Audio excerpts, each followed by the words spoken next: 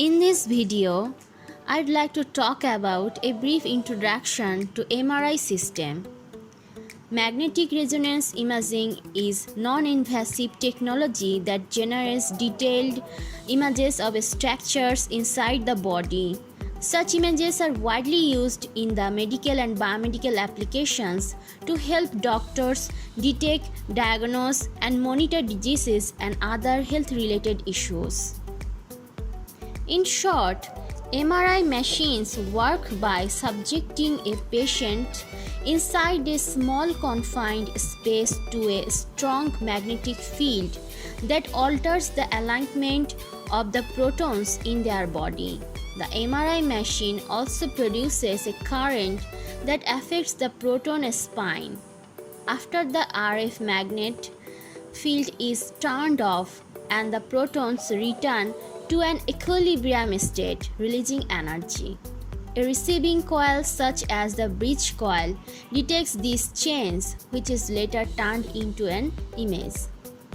Images produced by MRI machines give doctors a view inside the human body, enabling them to accurately diagnose their patients. However, if the magnetic field distribution within a briefcase coil fluctuates during to its design, the image quality can be poor, negatively affecting the doctor's ability to diagnose their patient.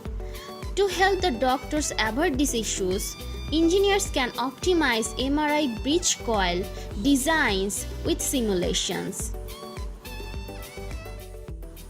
Magnetic resonance imaging system must produce high resonance images in order for doctors to accurately diagnose their patients.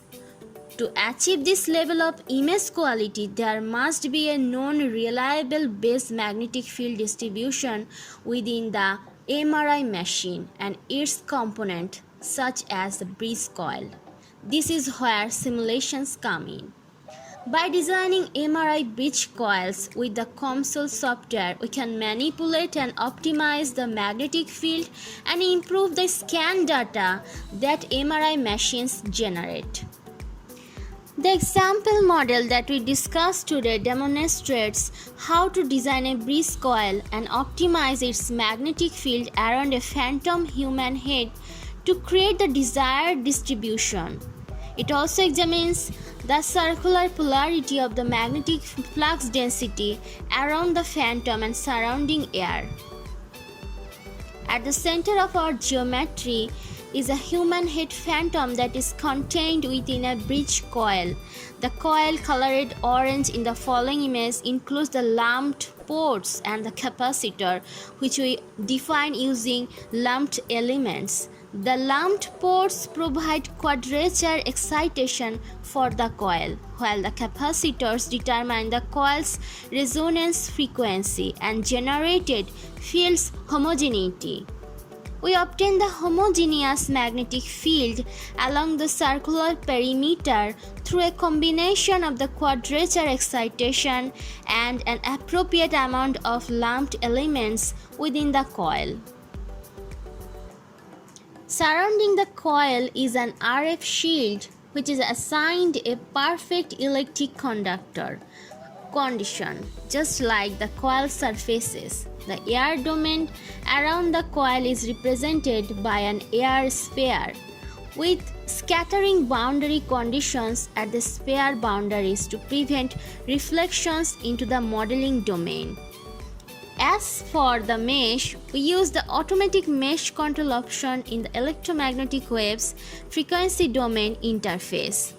In this model, we can find the optimal magnetic field for the surrounding air at a desired Larmor frequency by performing a parametric sweep for the capacitance of the coiled lumped elements. We quantify the magnetic field's homogeneity by determining the electric field's standard deviation around the phantom.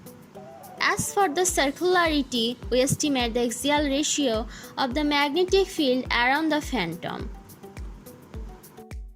So let's compare the magnetic field results that don't include the human head phantom with those that do. For our study, without the human head phantom, we are able to determine an optimal value for the lumped elements capacitance at the Larmor frequency.